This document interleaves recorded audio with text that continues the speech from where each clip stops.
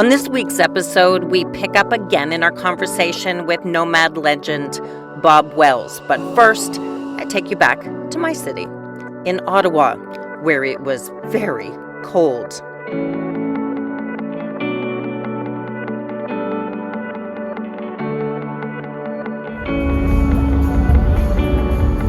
Buddy and I flew home for an early vacation, knowing full well that we had to be back in the desert the day before Christmas.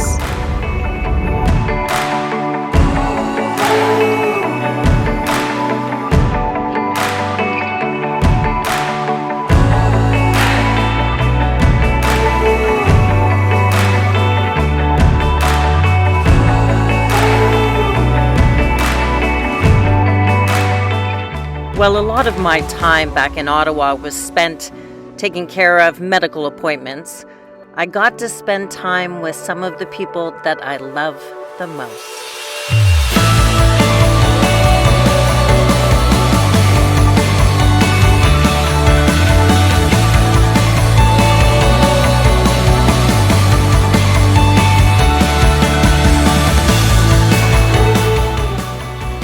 And of course, I reunited with my hairstylist, Kevin Crowley.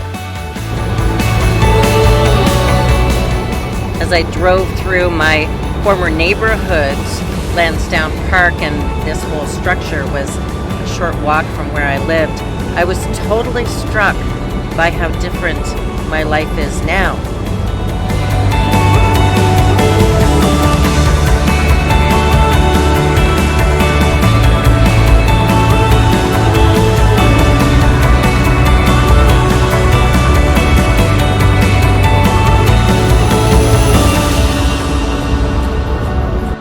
Let me tell you, Ottawa people, we're a hardy bunch. Yes, that's a motorcycle in winter.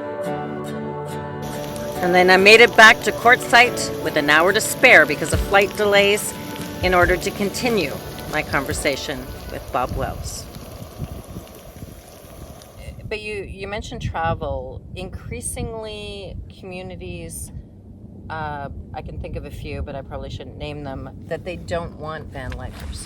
There are some in Canada, and I'm going to one as part of the book in the province that I was born in, British Columbia. And I find, just in my experience, that there is a really big misunderstanding about the fact that these people are troublemakers and they want to park in the Walmart. You're seeing that Walmarts increasingly are closing down their sleep overnight things. Do you think this is going to be a trend, and how do we combat it through education? Well, I think cities are going to probably continue. So it's most of the anti-fan dwelling movement is in cities. There are whole states that do it, but most of those decisions are made in a local city. Right. Here in the U.S., we're mostly on federal land. And as of now, federal land has not changed at all. You're still welcome to camp for, obeying all the laws, all the rules, for usually 14 days at a time. Then you move. You have to move at least 28 miles. Sometimes you have to move more. Sometimes you have to move less. The rules are all different. But the federal land is going to remain the same. I believe that cities will continue to get worse. And so we may just not be able to spend as much time in cities as we like. And the East Coast doesn't have as much federal land. Nowhere near. So Central and West is really, and that is actually great for the weather patterns too. But people need to be aware of this, is that they're not going to be stealth camping in Washington, D.C. Although I do know some nurses who have successfully navigated nursing around that. It can be done, but in a lot of places, it's becoming pretty darn difficult. Is it a bias? Is it because I have picked up a little bit about this when I was in some cities that I've talked to you about that are tourist hubs. And as you know, in my previous life, I worked in television, and I find there's a looking down your nose at people who have to say, oh no, that's where I live. Are we getting past that?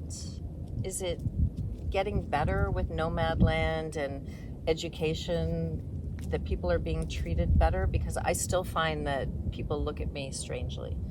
And I've had that life of everything and 6-bedroom house and all that kind of stuff, and I'm choosing this life, but I do find I get some looks about, oh, poor you. I'm like, not Right. poor me, I'm living my dream. Right. Don't look at me like, is it changing? Yes and no. The problem is, and what happens is that we get lumped in with the homeless because, you know, to their mind, you don't have a home, so you're homeless. All right. And so, you know, when they walk down the street, they're in their hometown. The larger the town, the more homeless there will be. And here's a bum laying on the street, and he's puking and peeing on himself. And so there's a real there has come to be in this country, instead of loving compassion towards the homeless, a disgust and even hatred. It's in this country in particular. There's just a We have a contempt for the homeless that people see in this city. And then as they're, you know, now they're building particularly in the cities, they're building camps, tent cities, and now they're bringing in these used vehicles that won't run anymore, but they got sitting on the street. And you've got people living in cars that either don't run or won't run very long, and so we get wrapped in with them. And so they're mostly feeling they don't not only feel sorry for them, they feel contempt for them. Broadly, very broadly speaking, a lot of exceptions. And we get lumped in with that. And so when you say, yeah, I'm just living in my car, what flashes in their mind is the bum on the street who accosts them every morning and begs them for money.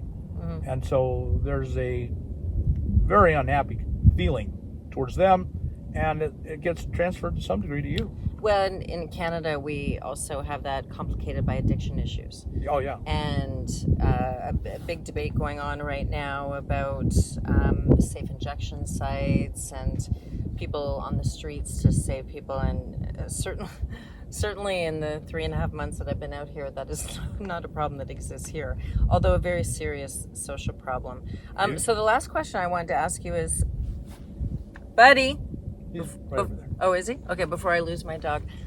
How is technology changing? Because as you know, I have Starlink.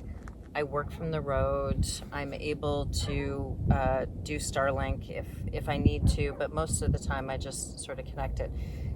Is it a game changer? Because I feel it is for digital nomads. It's enabled people. Went that way. Buddy, come. This may involve hi, come here. Yes, you do not need to follow everybody down the street. Come here. And it's an expensive purchase. And I know that I got a bit of kickback from financial kickback, but a little blowback from people who questioned the company that owns Starlink. But if you want to do this, you have to make some decisions about how to be a digital nomad. It seems to me, but again, I'm a late adopter, that it is a bit of a game changer, that there's a lot more Verizon, there's a lot more access. I mean, here I have 4 bars. 20 years ago, if you went off the grid, you were seriously off the grid. So how do you think the future is going to go as more of us can do this because we have the technology to do it? Yeah, no question about it. Digital technology has changed everything. My first cell phone, I was living in my van in 1995, and if you remember the bag phones, oh. No, it was a bag phone. Oh, yeah. And there you opened the bag, and there was a battery. I mean, a great big old battery, about like that, and an actual phone. You picked it up and you held it like a receiver, I had the brick. The first one was like the brick that you just put on the table because you thought you were fancy. Right. So, and that didn't even work very well. Yeah. It didn't get much reception. We were very far out of town. But no, it's changed completely. Your cell phone in your pocket's a highly advanced computer. All the knowledge of the world is connected to it. You don't practically ever have to step foot in a bank. Mm-hmm. You don't even have to step foot in a Walmart. You can order all your food and they'll bring it out and put it in your car. And it just gets delivered. Yeah, so yeah, the world has just really completely changed, and all of that has, banking. You still have to have a bank. You still have to have mail. You have to be able to get mail. Yeah, I have an address, but I right. haven't been there in a while. Right. It's a friend. Yeah, and you may never have to be there again. And nearly everything can be done electronically anymore, automatically. I don't know that I pay any bills directly. I think they're all automatic. Yeah. So yeah, it's just made it drastically easier. And almost everyone has a cell phone, and all the world's knowledge and all that capability is right there in your pocket. So I lied. I do have one more question I just thought of, is that, again, where we started this conversation, you have changed the lives of tens of thousands of people. Is there anything more that you want to do? Well, yeah, actually, I'm busily at work starting a new channel.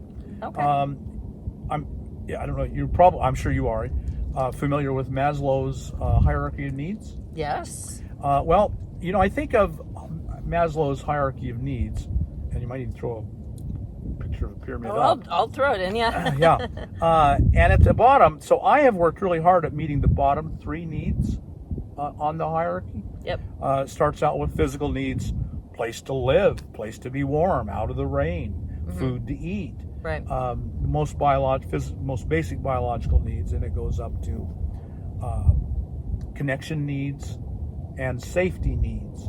And really, my work has been to provide those 3 most fundamental needs for human beings. And I think you can get it by living as a nomad. Yes. And I think some of them you get best, like connection needs. And I think a lot of the psychological safety needs, we're safer out here than we would have been in the city. You're safer out here than you would have been in Nashville, Carolina this last year. Yes. Much safer.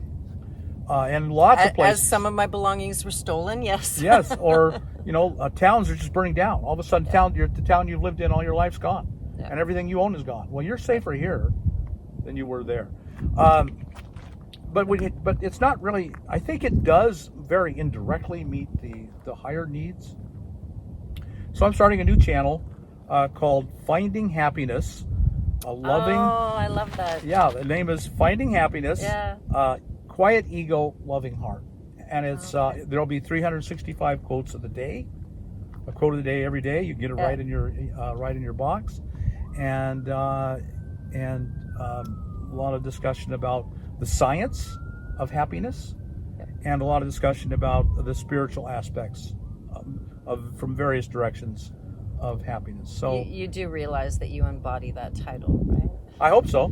Yeah. That's my goal. Is it? It really is. Like it describes you to a T. Yeah. Truly, and it makes me happy. Well, and I want to thank you because, as you know, I flew back from Canada last night because I wanted to have this chat, because if I were to describe what I'm doing with the book, it's that everyone I meet has something that brings them to the road, including me. But they wouldn't have been able to find the road without you. And you have made it possible, sensible, financially possible. But I think whether it's trauma or health impacts, everybody starts to look to the horizon. But if they hadn't found you, I'm not sure that they would be out here, because you provide the answers. I mean, I have my battery bank because you recommended it. I have the, wider at the top bed and narrow at the bottom because you recommended it. So you give them the tools to dream bigger and then not have to survive on $800 a month. And I don't know what you hope your legacy will be, but for me, it is about the fact that you've changed the lives of tens of thousands of people. And 1 million will be here in, 3 weeks? And good luck going to have a shower without people talking to you. I don't even try. Yeah, there's a shower in town that also also has the laundromat, and sometimes there's a lineup, so I can't imagine Bob standing in line without people chatting with him. So I hope some days when you're busy working and building new things and new websites. I hope that you take a moment to realize that you truly are transforming lives, and I'm very grateful for you. It's been my pleasure and joy. I wouldn't change a bit of I wouldn't change a bit of my life. Yeah. I'm glad where I've ended up. When you posted about crying in a van in Alaska, I think there are tens of thousands of us who wish that we could have been there and told you that it's going to be okay. Because that darkness is what helped all of us come out of whatever we're dealing with. And I'm always sad when I think about the fact that you didn't know how amazing this was going to be in that dark night. Mm-hmm. Yeah, very much. Thank you. I'm really glad that I got to meet you and spend some time with you. Thank you. My pleasure. Thank you. Who knows where our dogs are right now? Well, yours is right there. I don't know where mine is. No, he's not in the car. Thank you, everybody.